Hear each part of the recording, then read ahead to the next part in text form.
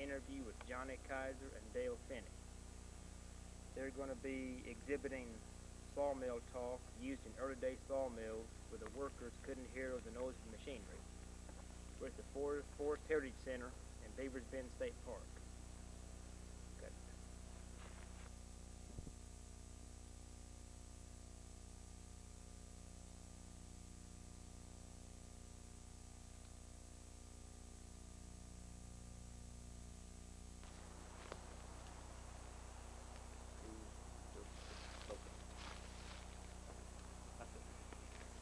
Okay. Mr. Finney. Yes. You get a log on the sawmill. Off the truck, the log pond, what do you do? Well, it's fed on the conveyor coming out of the pond. And as it enters the mill, they're in tree-length logs, and they're cut in two with the deck saw. It's operated by steam. And then they're kicked over onto two different sides. They call the short side and the long side. And then the log is loaded on the carriage with the steam loader. And then we position it with what we call a nigger bar. And Johnny here was my block setter at this time. We'll be referring to this. Johnny later on was a sawyer also, but at this time he was my block setter. Incidentally, I think one about the best ones there was. And the first thing I'd do would be, Johnny would be riding the carriage, and I'd need the log to come out just a little bit more, and I'd either this just a little bit, or this by the shoulder.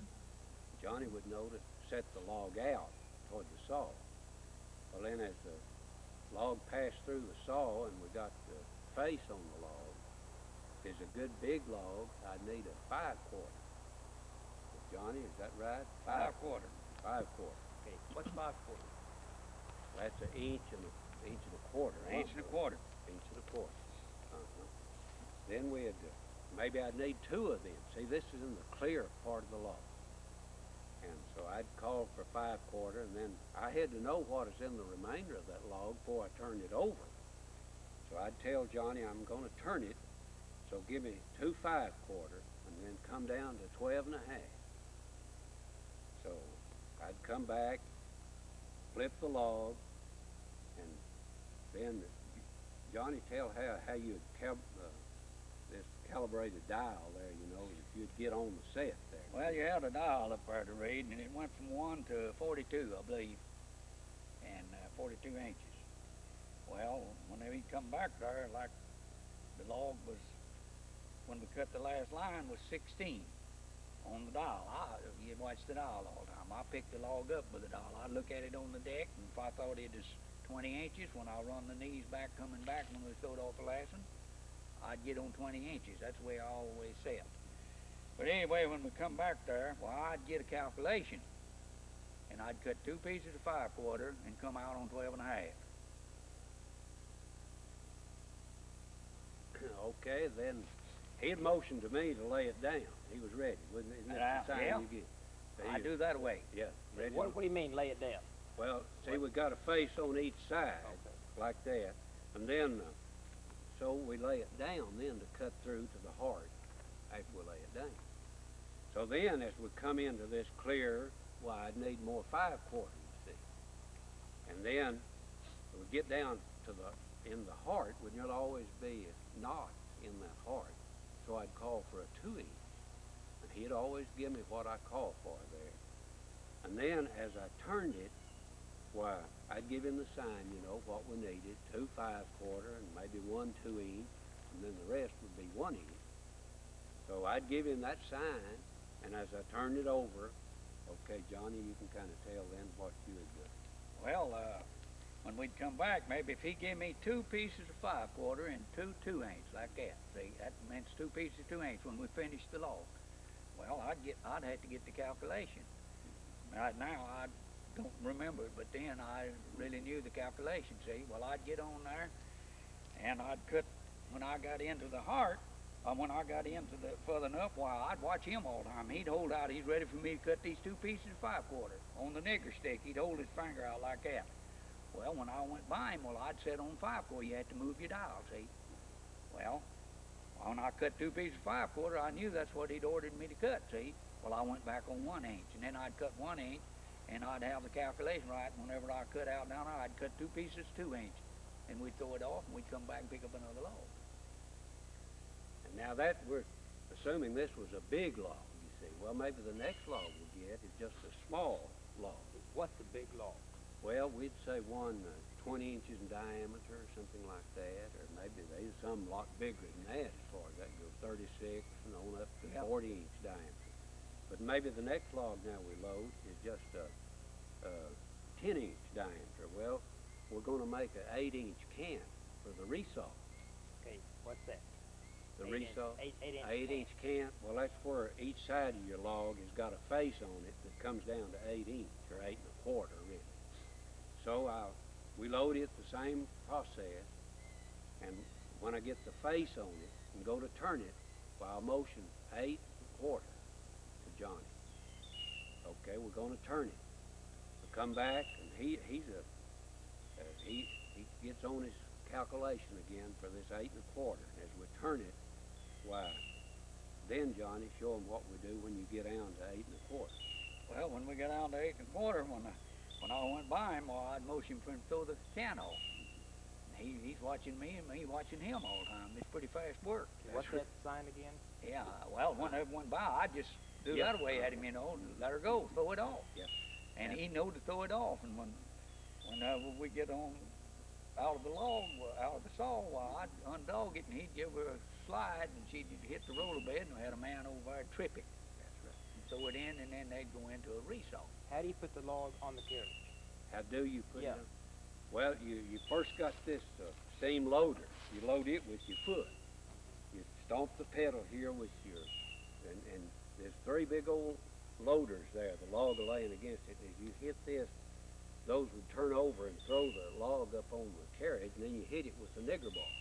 Incidentally, this nigger bar, if you come back this way, it reared back. If you went over that way, it comes straight up. If you went over this way, well, you hit the log. And you could take a log this big and rear that thing back and hit it as hard as you could and break it in two, couldn't you? Yeah, you could break it. Yeah. Unless you hit right on that center knee. Is that all steam powered? Yeah. Mm-hmm. Yeah. Same thing with water. It works practically on the same system. But that's more modern. You know, Yeah, that's the modern. back in our day, it was all steam. That's true. Okay, now what you've done mainly is just cutting the lumber out of the log That's on true. the carriage. Mm-hmm. Any other signs that you use between the block setter and the sawyer? Well, yeah. yeah, there's a lot of them. If he didn't do it just like, well, I'd call him bad name, but better not say what that is. Well, see, part of these logs, I'm going to say this, that's 6 1/4. We'd count on 8 1/4 and 6 1/4, and that's 6 1/4. And then they had 2 signs for 10 1/2. But we cut the log up always on the rig. 8 1/4 was big as we put through the resaw. That's 10 1/2, or that's 10 1/2. It don't make no difference. Okay. We might ask him, what time you got? That's the time. Well, if it's 9:30, he'd say it's 9:30. Yeah. Okay, Johnny, what if it is 6:30? What time would you? Well, you'd say 6:30, wouldn't you? That's right. That's exactly right. Okay, go through, count 1 to 10. Well, you go the 1 up to 6. It's just 1, 2, 3, 4, and 5 like that, and then you get to 6 is this, and 7, 8, 9, and 10. You want to go on to 11 and 12? Show them them. Do you I don't remember 11. 11. Yeah. 11 and 12, Yeah. 13, Yeah. 14, 15, 16, 17, 18, 19, 20. This is 20. And of course, if you go on up from that, well, you go 21, 22, like that, you see. Now, a lot of times if we cut timbers, we'll say, and like I cut, when that rough shed burnt down there, I had some timbers up about 36 feet long, and they had to be got on the rig just right and everything, but they wasn't really all that big to make 12s out of, being so long, see? And they wanted it divided perfect if they could, and you got a block setter on there. if you want him to shave off a half an inch, see, which that'd just be waste. But what they wanted was the timber divided in it. Well, when he come by, you'd hold up a half an inch like that. And he knew when he come back and passed the saw, why he'd set out, well, he'd just get on a half inch and set out. And if you want a quarter inch, you just do that way. And it is used quite a bit, that half inch was. Yeah. Question. Now you're on the carriage, right? I was on the carriage, but I saw do a lot. How fast is that carriage going back and forth? Oh man, I don't know. As near as I can tell you about one, out in Arizona, I sawed on one, and it's they had a time on it, every trip it made. A line counter, that's what they call it, line counter. They tried them over here, but they never could get them to work. But out there, they'd work perfect. And all it give was just the forward motion, see? It didn't count a line when you come back. But I put 4,300, somewhere around 54 lines on that rig one night. Most any man ever put on one of them. That's just forward motion. Now that is also just a sudden stop at the end? Yeah, that's whenever you go through there to make a board, see? That'd be a jolt to your system. Well, it's stopping and going. Oh, you learned to, I was sawing out there, but you learned to ride it. Him, Well, he could pull it. He didn't have no jolt. He was the best I ever rode. They sway with the motion. See? And the doggers, we hadn't talked much about the doggers. In the real early day, there was a head dogger and a back dogger.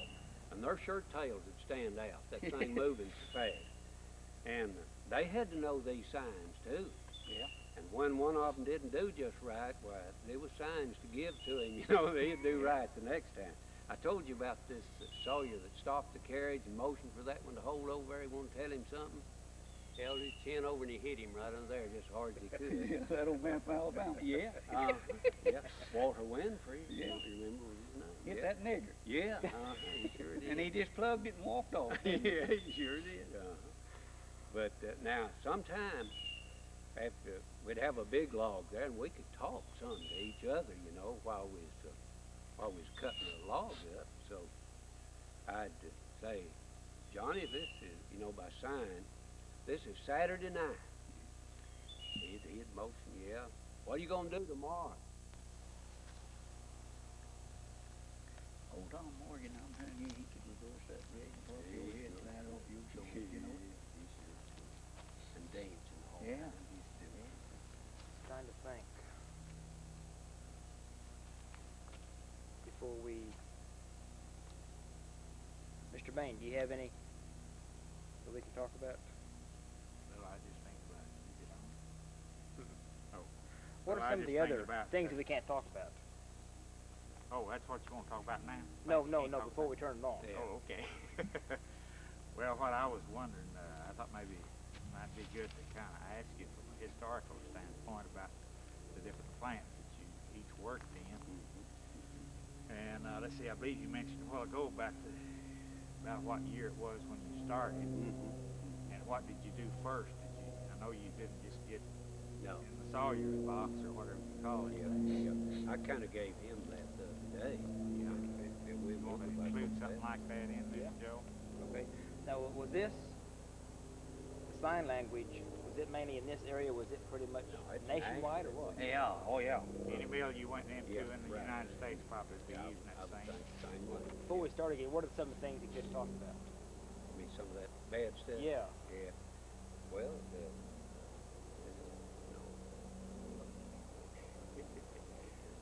kiss my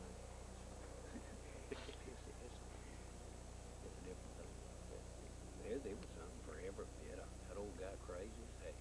He'd always point down. He just crazy, well, that was crazy as hell. Gotta emphasize. Oh yeah, they've got, I've seen guys just laugh and talk to each other for long. There's one in the mill and the other working in the other mill. They've been out on Saturday night, you know. Yeah. Hey, old Von Barnett, you know, he is good at it. He sure was. And Yeah. old Bob War, you remember old Bob War McLean? Oh, yeah. He is good too, and I've seen old Von make him so mad he couldn't leave the job. I believe he could, he'd come up and jumped on it, you know. I'd be sitting blocked watching him. What were they talking about? Oh, they've started to talk about everything, what they'd done, and old McLean had trouble with his wife, you know, and old Von, he'd they could beat me talking. But then Well, trouble with his wife, what's that? Then this was under there, under yonder, Go get some. Yeah. And, the wife now was this, but yeah, Yeah. Other man's wife. He'd been out with his wife. Of course, if you said you fighting the old lady, see? Do that way. Old lady, see? Fight with the old lady. Yeah, there's them guys. And the negro, black man, Yeah. always crazy negro back there. And I believe that's a son of a bitch, wasn't he? No, this one. Yeah. That son. Yeah. This was night. Yeah, might have been. Or night or black. Yeah.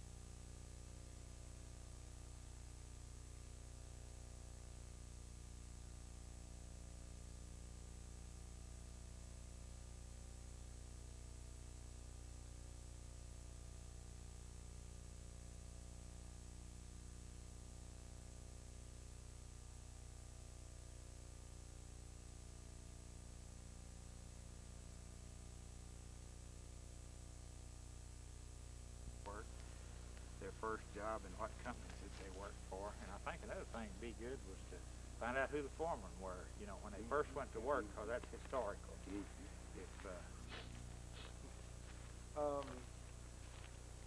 What time did you get up this morning? This morning? Yeah. Oh, about 5:30. Use your time, man. Oh, 5:30. 5:30. What'd you have for breakfast? Oh, I don't know as I can give in sign language, but I had oatmeal, but I don't know. Okay. Do you have anything for what kind of vehicle you're driving? Oh, just a car. You two carry on a conversation, but just anything that you would, any everyday talk. I forgot a lot of it to tell you about him. Johnny, you remember the night I was sawing, you was block setting, and cutting ice in the log, and going along there, and the saw turned right into the heart of the log and broke. And this saw broke and just wrapped around the block set, wrapped around Johnny here, and that thing going, but he didn't get a scratch. He just got off and put another saw back on, took off again. And I thought it'd be interesting to tell that because it was quite an experience. Well, during that freeze there, I think we broke about 7 saws, didn't we? Of course, they just run the thin saws because they wouldn't let you have a new saw because it'd get hot. Thicker and wider it is, the hotter it gets, see? And them little old wore-out saws, we broke 7 of them. Incidentally, that's a saw, and hot. The saw's getting hot. It might get some water and cool it off. That's all. Incidentally, Johnny, you gonna work tomorrow? it's going to be off tomorrow. Yeah. Has to be off, you see. It just, you know, it just don't come to me right now. But we could talk just about anything. How long has it been since you've used this sign language? Do you have any idea? Well, I'd say they put them locks in over there, and I'd say it last used it sometime in the 50s, wasn't it? I imagine it'd be in the 50s. It sure do. And now the way this carriage itself progressed, we started out with 3 men on the carriage. We had a head dogger and a back dogger. The head dogger handled one set of teeth to hold the head end of the log. The back dogger had 2 sets, had a lever in each hand. When you'd load that log, well, he had a hammer dog too. It's a big old spike that come over and hook the log. Then he'd turn around and sit down on this dog lever and hold it there. And then when you went to turn this log, he had to cooperate with you. If he raised up too quick, the log just kept going. You couldn't stop it. But if he held that till just as you hit it with your nigger bar and then raised his levers up, well, boy, you could just flip it like that, couldn't you, John? I never did saw with the doggers. Back doggers. Yeah, but I've seen them saw. How did you differentiate between each man on the carriage by signs? Well, be the back dogger and the head dogger, and then the block setter, you know. And actually, these blocks were set with a friction feed, wasn't it, John? Yeah. A rope, and it was wound around this carriage, whereas the carriage would go from one end to the other.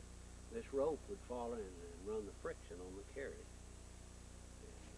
Yeah, really, the first automatic dogging they done there, there's our dog, but they're still friction feed for a long time. Right. Right. And sometimes this head dogger, he nearly always started out on the head end. Sometimes you'd come back to turn your log and you'd lost him. He'd fell off down here somewhere. And you've seen that happen, Well, haven't yeah. you? Yeah. They go around that pole too a lot, wouldn't it? Yeah, it's called a Dixie pole. Yeah. Yeah. Little old wooden handle stood up there, and he used his dog lever with this hand and held on with this hand on the Dixie pole. And if you, in reversing this carriage real fast, well, he'd lose his balance, you know, and just wheel around that pole as he come back. Yeah, it's pretty dangerous, wasn't Yes, it? it was. Ever have the stops breaking the carriage and had the carriage fly off? Well, not, I've heard of that. I was lucky enough that never happened to me. And sometimes some malfunction in the function in the mechanics of the carriage would cause a wreck, you know. Maybe the controller hang up or something, and the carriage would hit and tear it up pretty bad. They had several wrecks over there. I wasn't there before they got steam controllers. Them things was hard to control, you know, with just straight steam on them. But they got a controller deal put on there. And they let 2 or 3 of them out there to go clean out the sawmill. They was right in the back end of the sawmill, and one little old nigger, old Otis Phelps, you know, just cut the dog all out of him, like killed him. Yeah, it sure did, like killed him. How do you say damn? Damn. Damn. I don't believe it had that. No cuss words then. I don't believe it. Not as I know of.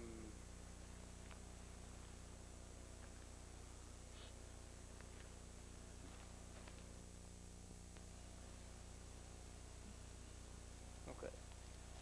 You bring the log in from, when you both started working, did you have the trucks or the log pond or what? Had a steam engine. Steam engine? Locomotive, you know, bring them in. Okay. You get the log. How do you get the log from the train to the carriage? But you won't tell them that. Yeah, well, he brought the train in, and they built a track on kind of a slope like this, and had a big pond there. And we had a big nigger over there for years, Stormy Harrison.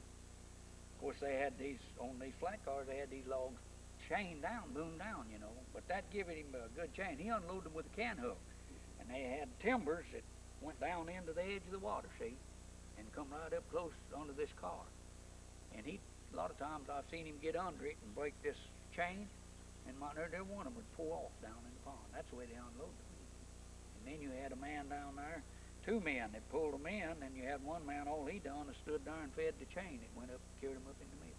Okay, he fed the chain. Yeah. How does that chain work? Well, it's got a big spool, and you can raise it up there out of the water if something gets wrong with the spool down in the water, and it's set to where these logs will rise up when they come in on this thing, and there's a endless chain that just got lugs on it, and it'd start catching that log, see? And as it went up more, while more lugs would catch it, and it just carried it right on up into the mill. The conveyor was shaped, so you know, where it with the log couldn't roll off. Kind of V shape? Yeah, Yeah. V-shape, Okay. that's right. Then it goes in the log to the carriage. No, And at the sawmill? under the deck saw first. And what's the deck saw? Well, that's where you cut them into the saw length. See, they come in there in long length. And back then, I think about, well, we could get, most of it's 30 foot, I believe. Yeah. You know, we just cut them half. It'd get Did you 32 foot. Yeah. We'd Did get you 2 have feet. signs for different lengths? Yeah. See, what were the different lengths that you used? Well, most time was 16. See that? If you got a 32 foot log, you cut it half in two for 16, get 2. If it's 24 foot, you cut it half in two and get 212. And They was cut on even numbers. yeah, right. How did you know how long these logs were, the trees? Well, there was as it come in the mill, there was chains hanging. That you'd bring the end of the log. The first chain was on 10. If you wanted to cut a 10 foot off, you stopped it at this chain, right on up. You know, go up to 16 or 20. Well, there's a chain up there for 18 and 20, and you had a scale stick that gave you the graduation on the scale stick. In other words, you read one side. If it's 16 foot long, why, this scale stick told you how many feet was in that. Well, the scaler, I done that for several years. You not only cut them in two, but you marked down the scale. On each sheet, you had the sawyer's name. You kept how much time he lost, and then they could figure that over at the office and tell how much he cut per hour. And if you couldn't cut it, you didn't stay there. That's true. Ain't that right? That's right. Like I told you before, well, that's back in the days when you killed a mule, you bought another, and killed a man, you hire another. That's true. That's as true as it can be. Yeah, I worked in the log woods up yonder where they drove mules. I said a while ago I was there at 37, but that's not, I had made a mistake. I went to work, first work I ever done for him was in the log woods up at Cleby, 37. Then I come down to the mill on about 39. You worked a team of mules? Yeah, I worked mules. We loaded them. That's what we skid the logs and bunched them with. I just tell them a while ago, I seen that timber so good one time up on Little Glover that we sit 6 days in the same set. You know, we'd skid them in. But that truck come in there and picked up 6 loads a day for 6 days. That's 36 loads of log. And we never did even move. That's good timber. Boy, it'd just cost up, piled up in there with them guys. They couldn't have cost good, you know. What kind of logs were they? This is a pine log. Pine? What kind of pine are they go around here? I don't know. They're southern pine. That's a Most of this southern is pine. short leaf. Yeah. There Okay. is species of pine. There's a slash pine and loblolly. And Yeah, there's, loblolly and the short leaf are the two native oh, pines. That old pine out yonder looks more like an old field pine, you know. After the deck saw, then it goes to the carriage. Is the deck saw a circular or bandsaw? It was circular. Circular. How Yeah. big saw blade? Well, I would say it's about 5 foot in diameter. Every bit of that. I think it was what they Maybe call it, 6 60-inch saw, ain't it? Could have been 6. That'd have been a 5 foot. Yeah. Okay. And then it goes to the carriage, and that's where you all did your Yeah. thing. Yeah. From the carriage, where did the lumber go? But Board it that you goes, set. the Finney, I mean, that's cut up into the right dimension, goes, there's 2 things. When it leaves the carriage, some of it goes to the resaw. That's where we're talking about the 6-inch cans or the 8-inch cans. And it's got a face on each side, and they lay it over a flat and run it through this resaw and cut lumber till it goes around a merry-go-round. They've cut one board and it'll go on down, come back around, and then go back through again. They've got 12 or 15 of them having that going there all the time. And then, but the lumber size, well, hits a roller bed and goes to the back end of the mill and goes under a trimmer saw. And it back then it was, I noticed on this picture, it's done by buttons, but back then it was done by levers. And he, as it comes in under him, the operator, and he can tell if it needs, got wane on one edge, he needs to cut it off. Well, he drops his saw down, cuts it off, or got a rotten place or something. He can drop 2 saws or 3, however many he needs. See, when we worked there, they had a big reworking plant down there, and it didn't make no difference if it had bark on the edge of it. Now it's all together, then they put it through edgers up there. But it could have a bark edge on it. But this trimmer man, he'd cut it into the right length. Say, if he'd come in there and he'd had a run out here and it had a bunch of bark on it, and maybe it wouldn't make 14, well, he'd chop that off and it'd fall down and go to hog into the fuel, see? And he'd make a 12-foot out of it. And then when it went down to the reworking plant after it went through the kilns, they had orders down there and they made it what they wanted. Ain't that right? That's right. That's right. They'd rip it out down there, you see. What's the difference? Was this strictly a pine mill? Yeah. Yeah. All together. Okay. What's the difference between cutting hardwood and pine? Well, there's quite a difference. Oh, You can't feed hardwood. Well, there's species of hardwood that you can feed pretty good, but what I mean by feeding, that's the speed that you go through your saw. And you get in hickory or pecan, something like that, it's hard to cut. You really have to watch what you're doing in it. But there at the mill that we're talking about was strictly pine. Now, later on, I came to Wright City, and incidentally, John mentioned about the plant superintendent there at that time was Willie Slater. Yeah. And the mill foreman was, well, it was different mill foremans at the time, but Bill Morgan was the mill foreman, was there most of the time that I was there. And it had 2 band mills, the Broken Bow mill did, called a short side and a long side. You just don't cut hardwood with the, you can't make the production you can. Now, you can do pretty good with a circle saw. You can cut it off, cut up yonder and cut ties. Now, I've never run a circle saw in my life. He had, but I never did. All of mine has been band saw. I never run a double cut saw either. You probably run. No, I never run What's a double cut? cut? That's teeth on both sides of your band. Oh, no, I've never run the double cut. Why would you have teeth on both sides? Well, you cut a log going that way, and then he sets out and you cut a board off as you come back. Now, out in California, in that redwood, they have what they call over and under. Yeah. That's big circle saws, and they just miss each other enough. And them big logs, a lot of times they don't use the oversaw if they get one big enough. Well, they go right through there with that. And them teeth run so close together, you know, they'll just fall off.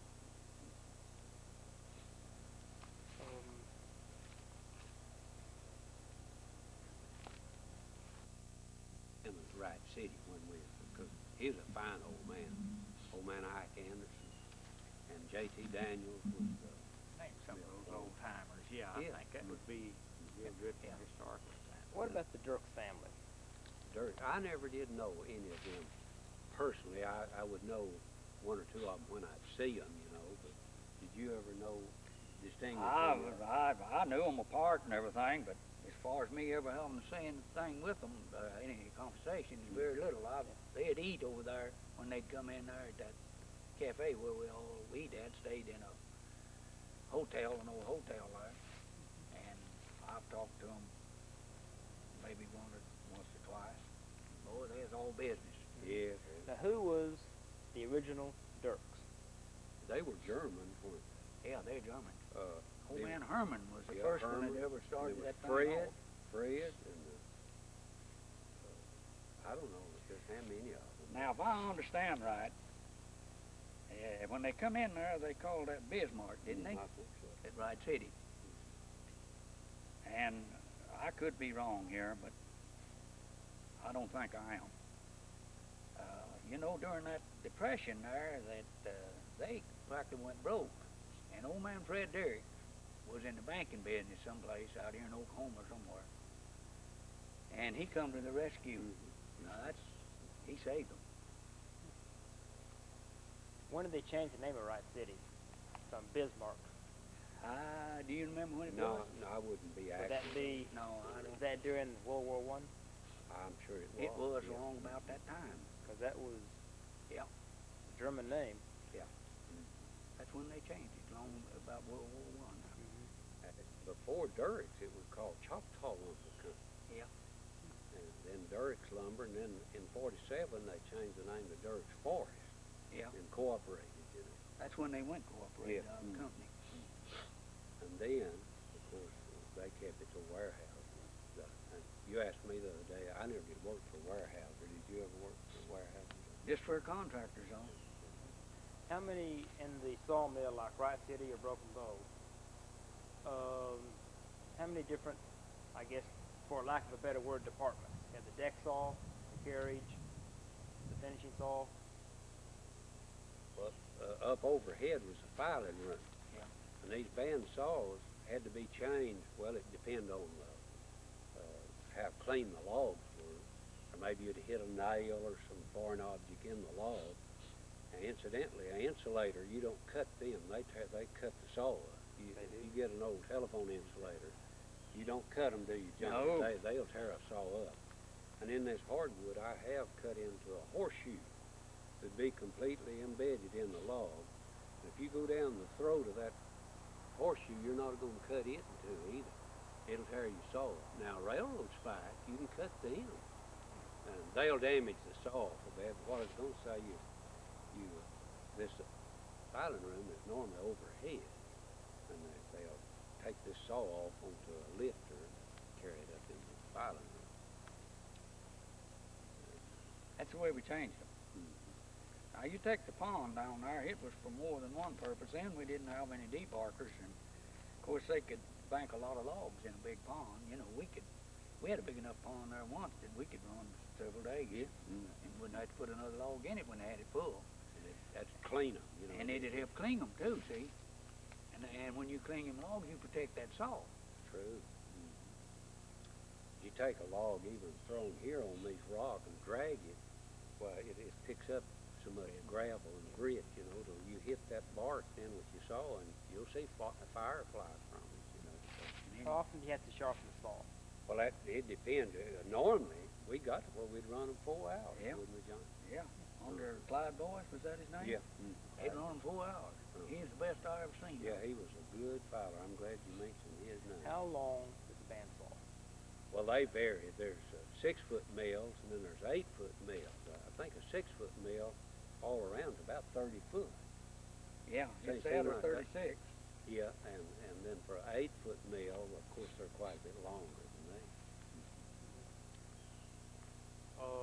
The kill. How's the kill constructed? But those that I first knew about, I think they've gone more modern with them now, but we're talking about the old kiln. It was made out of a concrete block, probably with insulation in the hollow, and there was steam heating. I think later they've gone to gas-fired and different things, but back then they were all... Don't take them as long to kill it. They can kill it a lot faster on the new system. That's right. Back then, I think sometime it'd take 70-something hours, wouldn't it? Oh, yeah. I've seen them wring it out over after World War II was over, and you could wring the water out of it. Yeah, yeah. They wasn't curing that. But they had such a demand for it. Yeah. They'd move it on. Of course, the Southern Pine catches them in that, you know. Yeah. They belong to the Southern Pine Association. That man comes through there, he'll sure raise hell Yeah. if he catches them. And if they run in some lumber and it won't measure out on what it's supposed to be or anything, too thin, not wide enough. They tough, that Southern Pine. Inspectors are. No, the inspectors work for the mill. No, they No. work for Southern Pine. Oh, Southern Pine. Yeah, they Lumber Southern Pine Association, they got a system set up and how dry it's supposed to be, how much moisture in it, is that right? Right. And how wide it's supposed to be and how thick it's supposed to be. Boy, if you get something that ain't right, all you gotta do is complain to them. About all the big companies, you know, was under that, like the Southern Pacific and all them, you know, and the big lumber companies. Um, I wish wish I could think of more signs to give you, but just, you know, it's been so long since we've used those things. I'm sure there's a lot of them that we're neither one of them remembering. Yeah, I tell you, block setter, he is always pretty busy, and a sawyer too. Hey.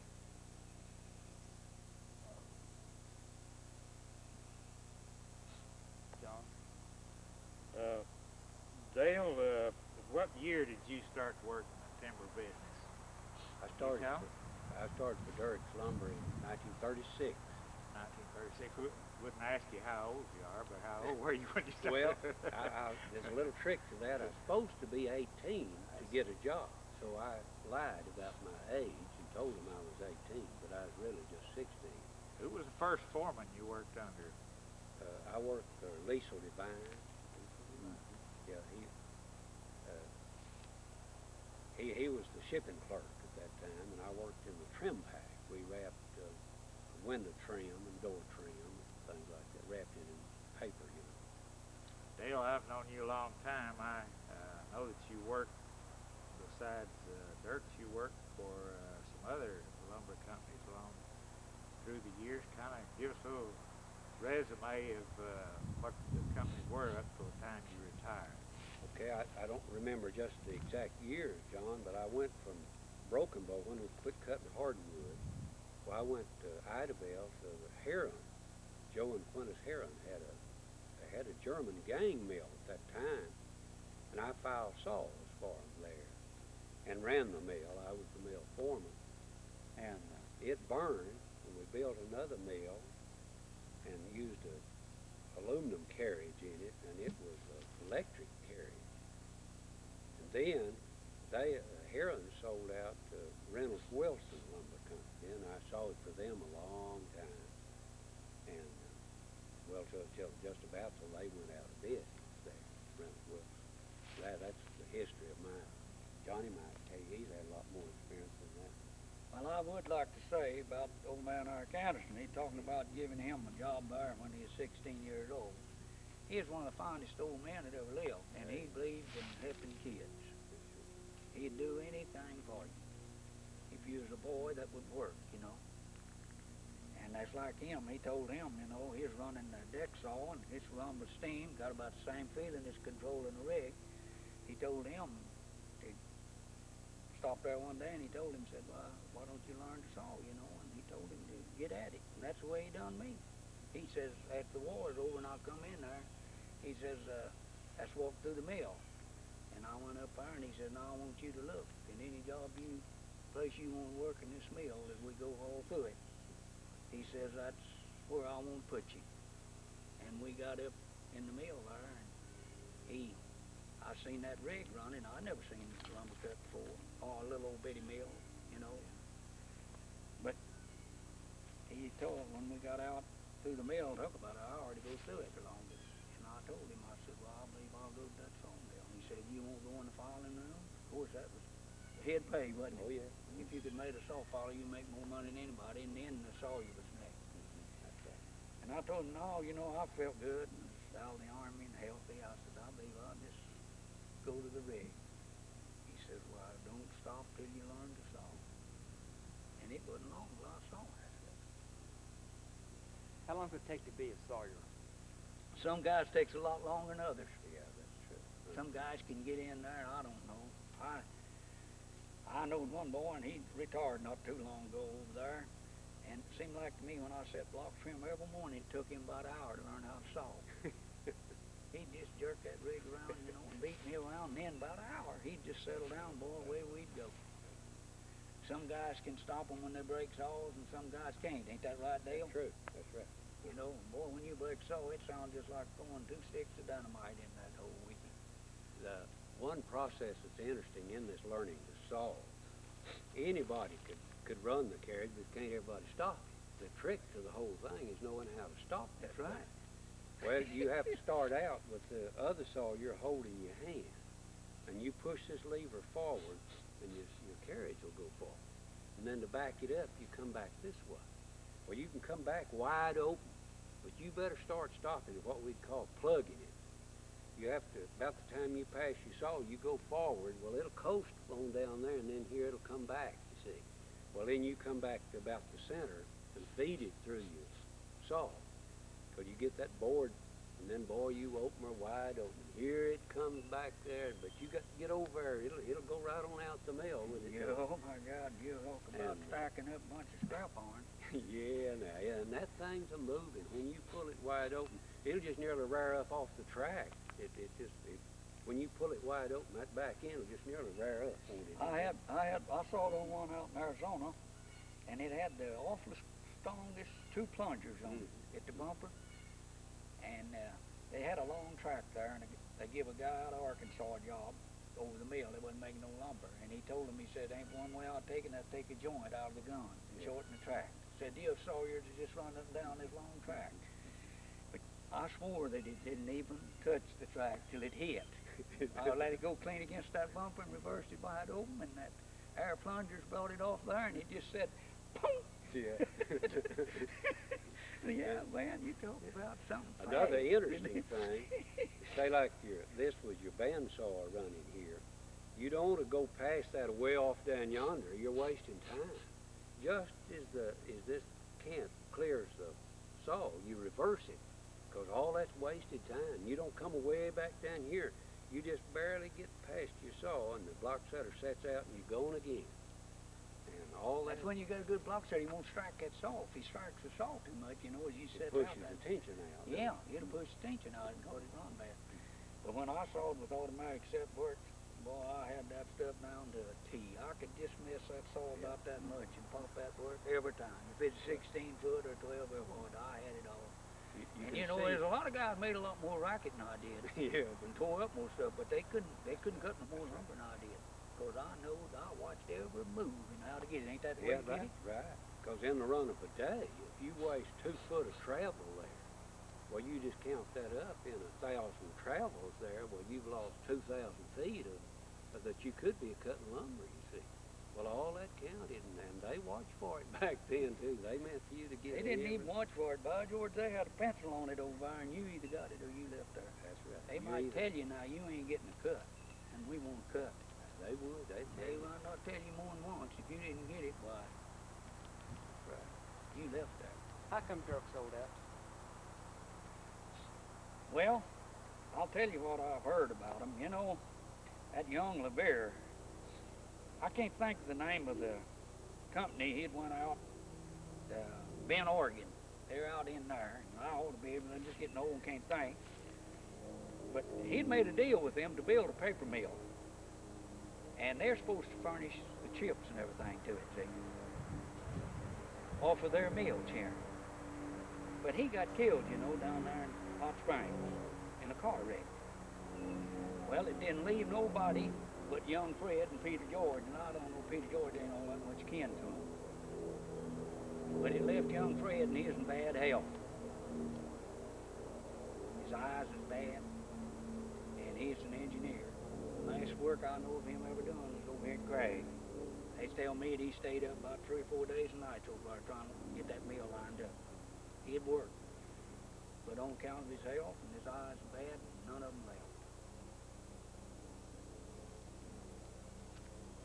They just sold out, and I guess they got a good price too, you know. They always told me in Dale they was broke, didn't they? Oh, yeah, made us think they didn't have a dime. But they sold out for $350 million, didn't they? I heard something telling me that. Yeah, we'd talk to them about a little more money or something. Always broke. Broke. We're broke. What did the sawyer make? What was your salary? I think we was discussing that a while ago. I think my starting salary as a sawyer was 90 cents an hour. What year was that? That would have probably been in about 39 when I started sawing, somewhere along there. Now the common labor at that time was 30 cents an hour, so you see there's 90 cents labor. Boy, that was big money. You go from common labor to sawing was 90 cents an hour. Well, I went out, and when I saw the Southwest Lumber come out in Arizona, Well, them suckers would give me more money than the Derrickses would pay me, you know it? That's true. I went to them one time and I says, hey, you made a mistake here on my check. I always try to be honest. I believe they made a mistake here on my check. That old boy just reached over and slapped me on the shoulder and he said, Mr. Kaiser, he says, they ain't made no mistake. They know what they doing. They just want you to cut lumber for them. He said, you just keep cutting. Yeah. Yeah, that's what he told me. Just keep cutting. John? Well, I can't think of anything else right now. Not really. But I would like to say I liked the Derrickses. I enjoyed working for them. Put in a lot of hard days, but I enjoyed it. I just wished I was that young. I'd just go right back at it again, you know it? I know more now than I did then. I'd be better. One man we haven't mentioned that was always real good to me too was R.L. Wallace. He was plant superintendent there for years and years. I think retired in that position. He had always done me every favor he could. He was a fine fellow. Well, I can't say anything too bad about him. He married my sister. Right. So he might get hold of it, you know. There you go. Mr. Finney, you related a story a while back about when you said that you lied about your age, and then it was years later, something came up about the foreman or whoever, and he asked, you wouldn't lie to me, would you? No, and I can't think of the story you told me, and he said, you lied to me the first day you came to work. Yeah, that was, and along about the time that I went into service too, that showed up on my record, you see. And but they did. They let me know that I lied to them to start with. You know, that's true. That was how many years later after? Well, it was several years later. I don't remember exactly. I sure don't. But old man Ike, he was the kind of man, he'd do that, wouldn't he? Yes, he would. He'd help you. He sure would. He sure would. Mm-hmm.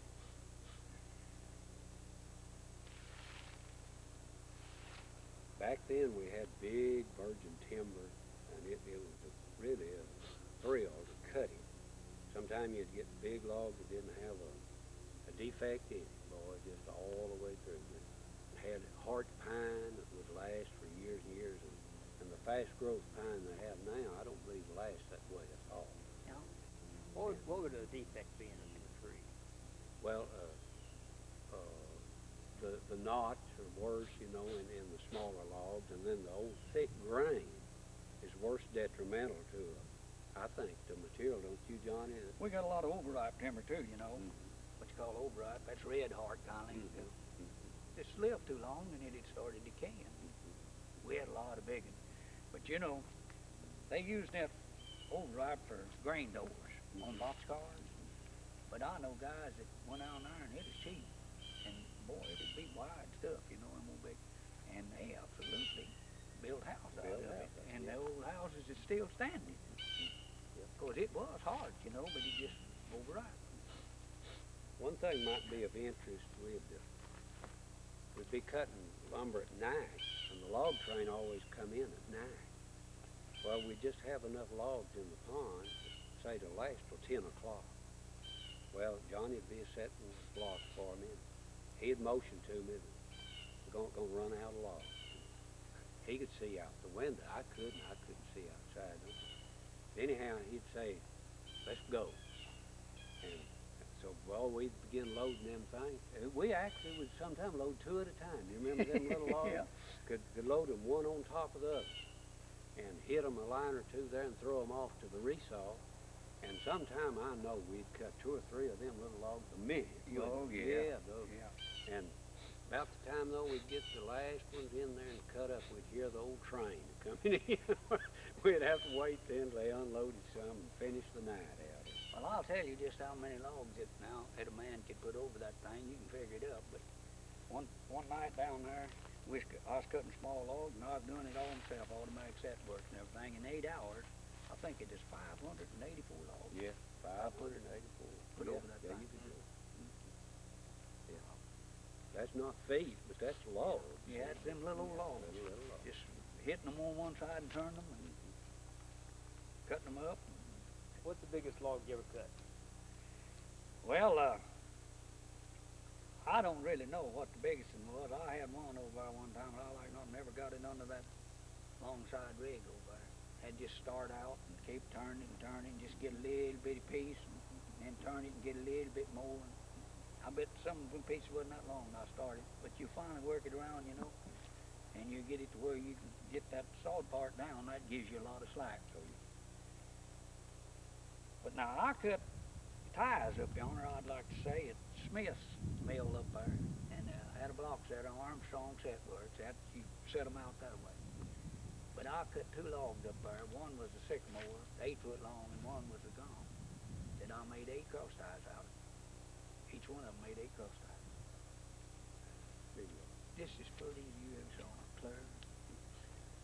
I cut one black gum log here at Broken Bow that I was telling you about. You know, I'd have to cut a big thick slab, bring it back, and break it all on the deck. And I couldn't see my block setter on the carriage. He'd have to stand up. Yeah. And look, I believe that log would have been 5 foot in diameter. I believe it was big. Yeah, you had a big logs over there, and we did in the pine. Yeah, yeah. This old big hardwood is getting bigger, I guess. Yeah. Well, anything else you want to talk about? Want to say? I've enjoyed this. Me too. Oh, yeah, that's Good to nice. get back with Johnny again. He and I have had a lot of good times. How long did you all work together? Well, You went to Broken Bow when you quit me there, didn't you? Yeah. Oh, I sure did hate to see him go. He could sure pull that rig smooth.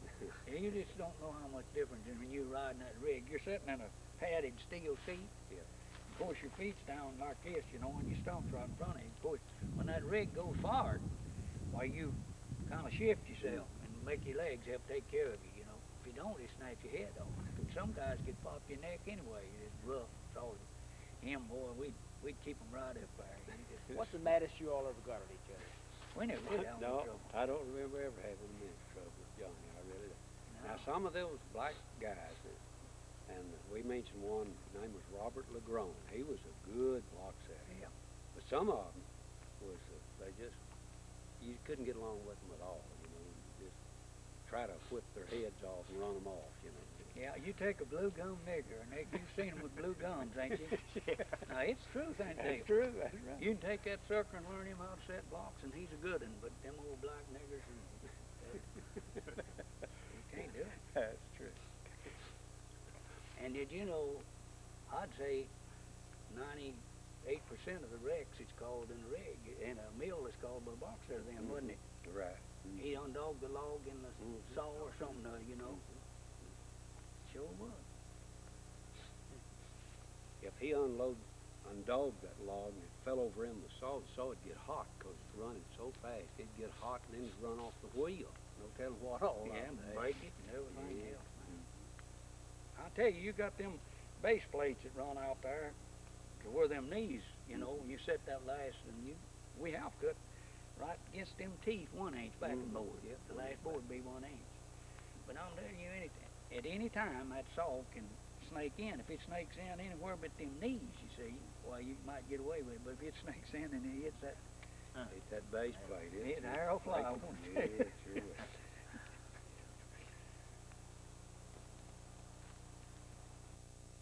Planing, you know, the dressing of, and the pattern stock. Now, back then they cut a lot of pattern stock. Oh, yeah. What's pattern stock?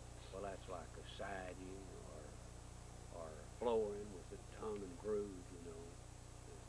That's what we always called it, pattern. Yeah, they'd cut anything you wanted more than they do now. Cut molded, little tiny piece of molding no bigger than my little finger. All day long, maybe they'd cut that one little piece. How many feet could you cut in a day? What was a good day? Well, like we mentioned a while ago, I really don't remember in the pine because I cut hardwood last, but if I could get 5,000 feet an hour, why, that's That's the way for it was 8 over hour Rock days, City. see, I'd be 40,000. And did each mill have one sawyer? No, we'd have 3 sawyers. For 2 carriages, we had 3 sawyers. That's interesting, too, because the first 2 would start, say, at 6 o'clock in the morning. And one of them would work till 10, and another guy would come on called the evening sawyer. And this one would go home and call a split shift. Yeah. He'd go home and stay 4 hours, then he'd come back and get back on that saw and saw 4 more hours. Well, the one that started at 6 over on this side, he got off at 3 o'clock. But the one from the other side came over and sawed 4 more hours on the other side. Yeah, they had 3 head rigs out there in That Southwest. fell my lot. Did you saw both sides, John? I never did. I learned on the side me and you always worked on, and then they moved me when there was, I don't remember who had to leave there, but they moved me over there, and they just left me over there. Sure. I sawed a little over on that other side. It is awful awkward. It is. It's awkward because the lever that you use your nigger bar with over on the left side, well, you turn around, you're using your saw lever with it. You see, and your nigger bar with the one that you're using your saws on. But which hand it's on the nigger stick, they call it. That's the side it is. That's a right-hand rig. And then if you turn around over and face the other way, you put your left hand on there, and they call them left-hand rigs. Why is it called the nigger bar? I guess it took the place of niggers. The only thing I could ever figure out, turning logs. And when you wrote down that your mailers broke down on account of the nigger bar, you wrote it down Nigger. And that's what it went in, nigger. Not Negro, but nigger bar. And that's universal, I guess. Every mail that refers to a nigger bar. Yeah. Well, some places they call them log tumblers, too. That is. Yeah, sure do. I've been out in Oregon, all out in that country. They call them log tumblers out there. Well, really, before the nigger bar, they used a cant hook, didn't they? Yeah. And Oh, yeah. come back there, and a man standing there, and he'd flip that with Yeah. a cant hook. You see. That replaced the nigger bar. On a little old time hill. Me and him cut 400 ties in 8 hours. Him turning and putting them logs on there. What kind of wood makes the best tie? Well, the oak. But they'll take anything from sycamore, gum, elm. But really, a oak tie makes the best tie. Gum's pretty good. Red oak or white oak? Both. Both's good. Yeah. In this hardwood mill, one thing that's interesting, I was raised on the farm, and I thought sassafras were just made little bushes about like this. It was in the cotton patch. And man got to this hardwood mill, and they'd bring sassafras logs in Yeah, there. they'll smell good, don't Oh, man, some of them things be 3 foot in diameter, and you could smell them the minute they left to start up in the mill. You could smell that sassafras. they? I was going to tell about that Indian one time over there, you know, we was getting our logs over there from warehouses, Wright City, and trucking them over at that little mill. But anyhow, there come a persimmon log, you know, big persimmon, made a tie out of it. And this Indian, big old Indian, and he walked over where I was sawing there, and he looked at me and he said, started all squirrels dead, now started doing possums. He said. Started the squirrel, now started the possum.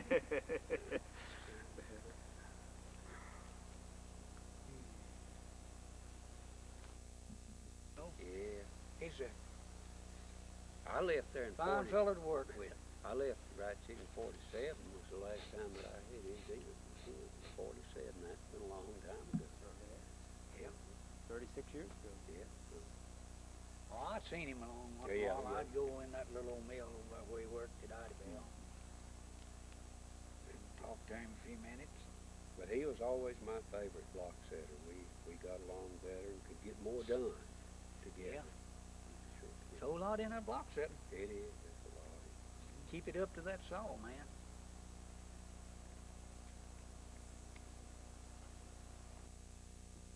Hey, this is Joe Todd at the Forest Heritage Center in Beavers Bend State Park. We've been talking to Mr. Kaiser and Mr. Finney on Sawmill Sign Language.